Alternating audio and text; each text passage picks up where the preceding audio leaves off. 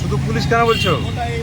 এ বাংলার তৃণমূলের গুন্ডারা ওখানে গিয়ে তাদেরকে মারধর করেছে। পুলিশ যারা যা করেছে তার সঙ্গে তৃণমূলের গুন্ডা বাহিনী মারধর করেছে। এর আমরা ধিক্কার জানাই, প্রতিবাদ জানাই। তারা যারা আন্দোলন করছে তারা যোগ্য শিক্ষক, কিন্তু অযোগ্য আছে। সেই যোগ্য অযোগ্য ভাগ যদি এই বাংলার মুখ্যমন্ত্রী মমতা ব্যানার্জি করে দিতেন তাহলে কিন্তু আজকে তাদেরকে এই আন্দোলনে যেতে হতো না, যোগ্যরা সবাই চাকরি পেত। কিন্তু সব থেকে দুর্ভাগ্যের যেটা, যারা ঘুষ দেয়নি যোগ্য তাদেরও চাকরি গেল, যারা ঘুষ দিয়েছে তাদেরও চাকরি গেল, কিন্তু যারা ঘুষটা খেয়েছে তারা আজকে বহাল তবিয়তে তৃণমূলের নেতাগিরি করছে। অভিষেক ব্যানার্জি লাখ লাখ কোটি কোটি টাকা এখান থেকে নিয়ে গেছে। আমার ব্লক বলুন, আপনার ব্লক বলুন, এই মুর্শিদাবাদ জেলা থেকে বস্তাবন্দি টাকা এখান পার্থ চ্যাটার্জির নেতৃত্বে, অভিষেক ব্যানার্জির নেতৃত্বে এখান থেকে নিয়ে যাওয়া হয়েছে।